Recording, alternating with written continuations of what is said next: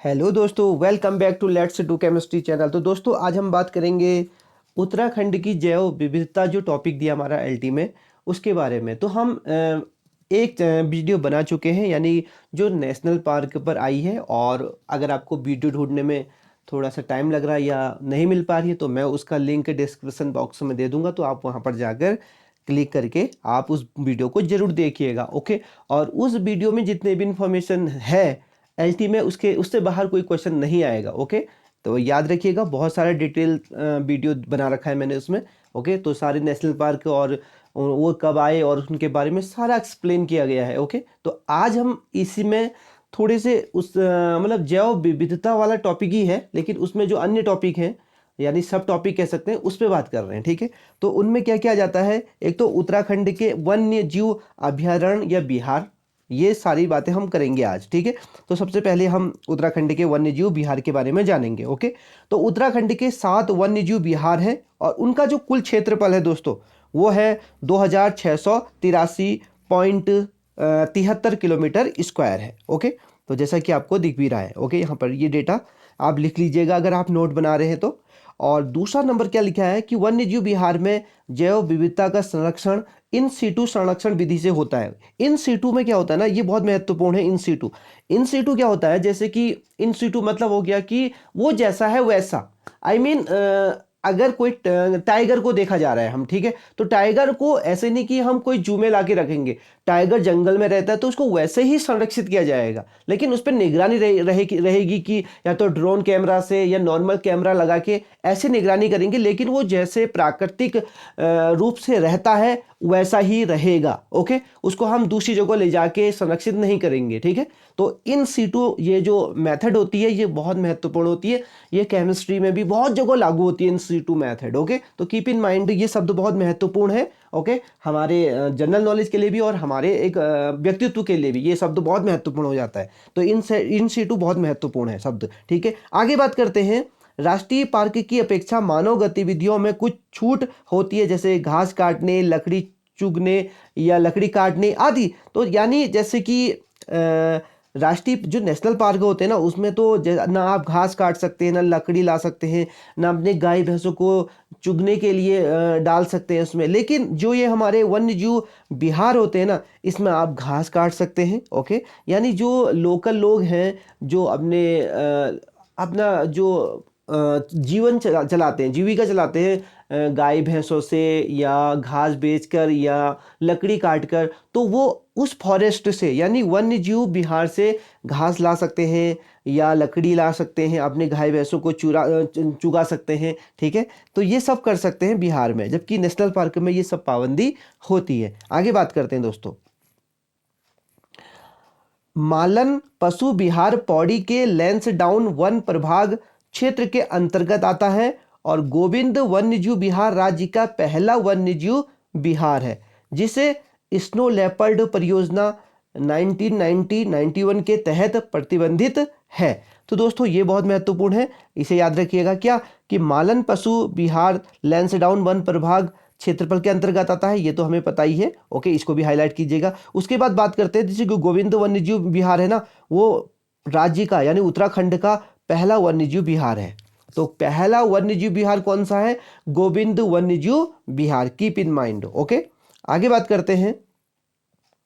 गोविंद वन्यजीव जो अभयारण्य विहार है, टॉन्स नदी बेसिन क्षेत्र में स्थित है। कौन सी नदी के तट पे स्थित है या बगल में स्थित है? वो है टॉन्स नदी के, जिसमें जाने के लिए सांकरी तालुका ओसला हर की दून ट्रैक एक लोकप्रिय ट्रैक है। तो ये ट्रैक के नाम है, और कीप इन माइंड। ओके।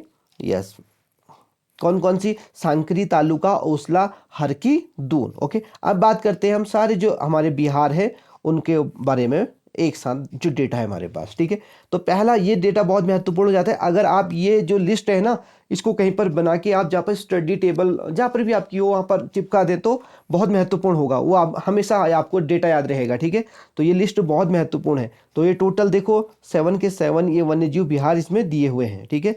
तो सबसे पहले बात करते हैं हम अपने वन्यजीव गोविंद वन्यजीव विहार की। ठीक है। तो गोविंद वन्यजीव विहार देखिएगा कब बना था? 1955 में। सबसे पुराना जो वन्य जीव विहार है वो कौन है, यानी उत्तराखंड का सबसे पहला भी कह सकते हैं, वो है गोविंद वन्य जीव विहार है। ओके, जिसका क्षेत्रफल कितना है, क्षेत्रफल आपको दिखाई दे रहा है। ओके, 485.9 वर्ग किमी। और प्रसिद्ध किस लिए है ये, स्नो लेपर्ड के लिए। ओके, और यहाँ दाढ़ी वाले गिद्ध भी मिलते हैं। कौन से वाले गिद्ध मिलते हैं, दाढ़ी वाले। और है कहाँ ये उत्तरकाशी में है दोस्तों। ओके, अब बात करते हैं केदारनाथ वन्यजीव विहार के बारे में। 1972 में बना था। ओके, और 975.20 वर्ग किलोमीटर इसका क्षेत्रफल है, और राज्य का सबसे बड़ा वन्यजीव विहार है। सबसे बड़ा वन्यजीव विहार कौन सा है क्षेत्रफल की दृष्टि से, ओके, वो है हमारा केदारनाथ वन्यजीव विहार। ओके, और सबसे पहला जो बना था वो कौन सा बना था, गोविंद वन्यजीव विहार, इसे याद रखिएगा। ठीक है, आगे बात करते हैं अस्कोट वन्यजीव विहार के बारे में। ठीक है, अस्कोट वन्यजीव विहार 1986 में बना है, और 599.93 क्या है इसका क्षेत्रफल है। और अब सबसे ज़्यादा क्या पाए जाते हैं इसमें, कस्तूरी मृग वाला। ओके, और ये है कहाँ, ये हमारा पिथौरागढ़ में है। ठीक है, अस्कोट बहुत महत्वपूर्ण है। अस्कोट सोना नदी वन्यजीव विहार कब बना था, 1987 में, और 301 वर्ग किलोमीटर इसका क्षेत्रफल है, और पौड़ी गढ़वाल में ये स्थित है। ओके दोस्तों, बात करते हैं फिफ्थ, जो बिनसर वन्यजीव विहार नाम से विख्यात है, और ये 1988 में बना था। एक साल के पश्चात ही ये दूसरा बन गया था, बिनसर वन्यजीव विहार। और ये 47 किलोमीटर वर्ग किलोमीटर में है इसका क्षेत्रफल है, यानी ये अल्मोड़ा में है बिनसर। जैसे कि आपको पता है बिनसर में एक मंदिर भी है। ओके, और बिनसर की बुक भी आती है।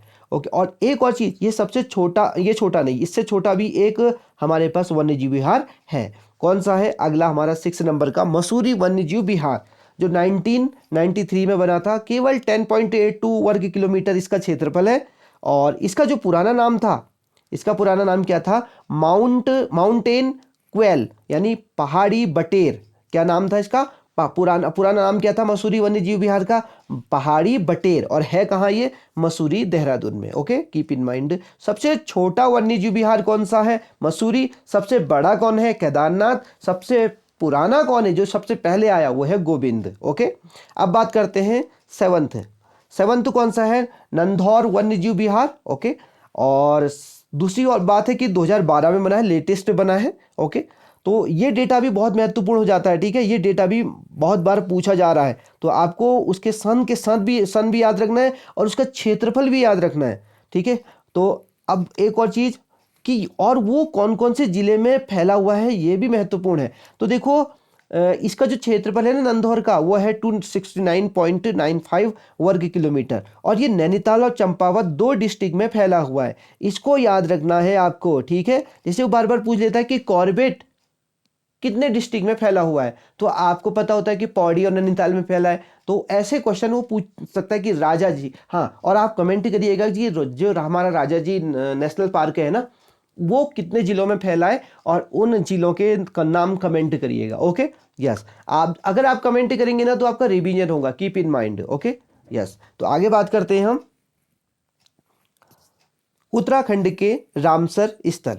ओके, तो रामसर स्थल सबसे पहले होते क्या है, इसके बारे में जान लेते हैं। ओके, तो जो डेटा दिया है इसको कलेक्ट करते रहिएगा। वैसे रामसर स्थल क्या होते हैं, वेटलैंड भूमि होती है, मतलब दलदल भूमि होती है। ओके, और अब आप सोचोगे कि दलदल वाली भूमि जो होती है, यानी रामसर स्थल जो होते हैं, उनको आपने जैव विविधता में क्यों शामिल किया, क्योंकि वहाँ भी जैव विविधता पाई जाती है। जैव विविधता मतलब होता है कि जहाँ जो जीवित प्राणी हैं, जो जीवित प्राणी रहते हैं बहुत सारे एक साथ। ओके, तो उसे बोलते हैं जैव विविधता। तो दलदल भूमि में भी बहुत सारे स्पेसीज पाए जाते हैं, तो इसलिए इसको हमने इसमें इंक्लूड किया हुआ है। ओके, तो बात करते हैं ईरान के रामसर शहर में 1970 ईस्वी में रामसर कन्वेंशन हुआ, जिसके तहत अंतर्राष्ट्रीय स्तर के वेटलैंड्स को रामसर स्तर घोषित किया जाता है। वेटलैंड मतलब गीली मिट्टी की जमीन वाला, गीली जमीन कह सकते हैं। ठीक है, जिसको मैंने दलदल भूमि बोला था। ठीक है, भारत इसमें 1982 ईस्वी को शामिल हुआ था। भारत कब शामिल हुआ था इसमें,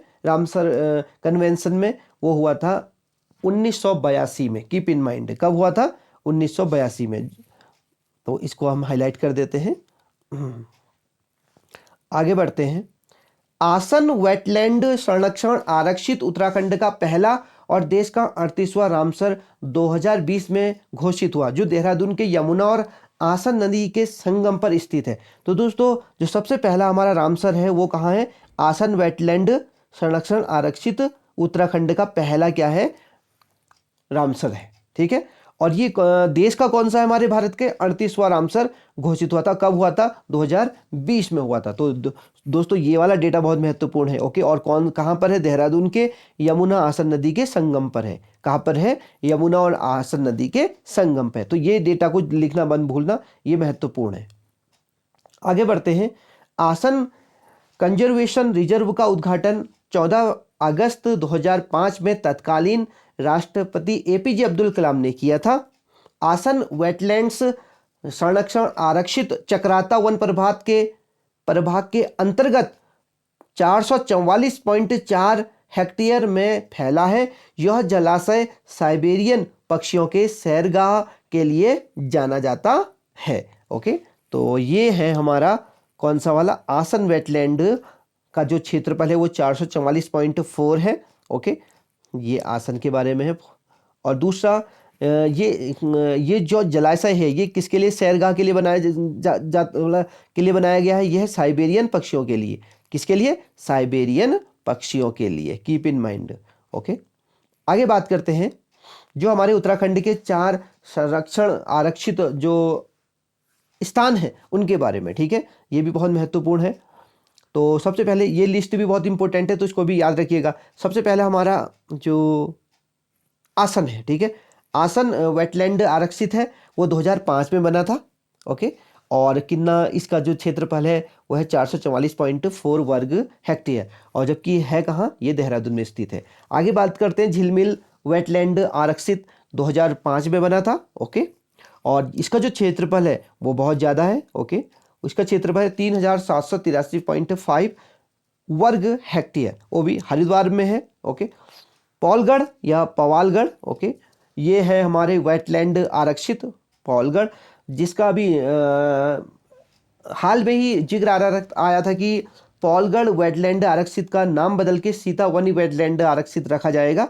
ओके, तो सीतावनी इसका नाम चेंज होने वाला है। 2012 में इसकी स्थापना की थी, और ये जो क्षेत्रफल है इसका 5824.7 वर्ग हेक्टेयर नैनीताल में स्थित है। ओके, यस, मैं भी नैनीताल का हूँ। ओके, आप कमेंट करिएगा कि आप कौन से डिस्ट्रिक्ट से हैं। लास्ट वाला है, 4th वाला, Naina Devi Himalaya world conservation reserve. Okay, 2005 में बना था, बड़ा लेटेस्ट है, सबसे नया है। ओके, इसका जो क्षेत्रफल है वो है 2000 नहीं, यह है 21,224.5 वर्ग हेक्टेयर, और जो नैनीताल में स्थित है। और यहाँ जो पक्षियों की संख्या है 600 पक्षी प्रजातियों का निवास है। कितना? 600 पक्षी प्रजातियों का निवास है। कहाँ? नैना Devi Himalaya world conservation reserve में, जब तभी इसका नाम हिमालय वर्ल्ड कंजर्वेशन रखा गया। ओके, अब बात करते हैं हम नंदा देवी बायोस्फीयर रिजर्व के अंतर्गत।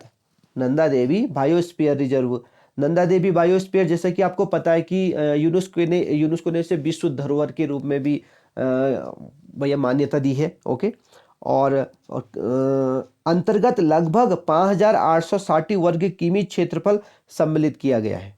कितना किया है? 5860 वर्ग किमी क्षेत्रफल सम्मिलित किया है। और नंदा देवी बायोस्फीयर के ही अंदर नंदा देवी नेशनल पार्क भी आता है, और जो फूलों की घाटी है चमोली, वो भी इसी के अंतर्गत आती है। और सब जो हमारी चमोली है ना, चमोली का जो ये जो नंदा देवी बायोस्फीयर है ये भी चमोली के अंदर है। और नंदा देवी बायोस्फीयर रिजर्व के अंदर कौन कौन है? एक तो नंदा देवी नेशनल पार्क है, दूसरा फूलों की घाटी है। और फूलों की घाटी क्षेत्रफल की दृष्टि से हमारा सबसे छोटा नेशनल पार्क है। Keep in mind. ओके, तो सबसे बड़ा कौन सा नेशनल पार्क क्षेत्रफल की दृष्टि से? गंगोत्री है। लेकिन जो सबसे पुराना नेशनल पार्क है वो है हमारा कॉर्बेट नेशनल पार्क, जो 1936 में बना था। ओके, अब बात करते हैं हम आगे, देखिए। और ये जो नंदा देवी बायोस्फीयर रिजर्व है ना, ये कहाँ कहाँ फैला है इसके बारे में बात करते हैं। पिथौरागढ़, ओके, और चमोली, और तीसरा नंबर है बागेश्वर जिले के अंतर्गत आता है। कहाँ कहाँ? पिथौरागढ़, चमोली, बागेश्वर जिले के अंतर्गत आता है। और नंदा देवी बायोस्फीयर के अंदर ही नंदा देवी नेशनल पार्क भी है। ओके, और वहीं क्या है, हमारी फूलों की घाटी भी स्थित है दोस्तों। ओके,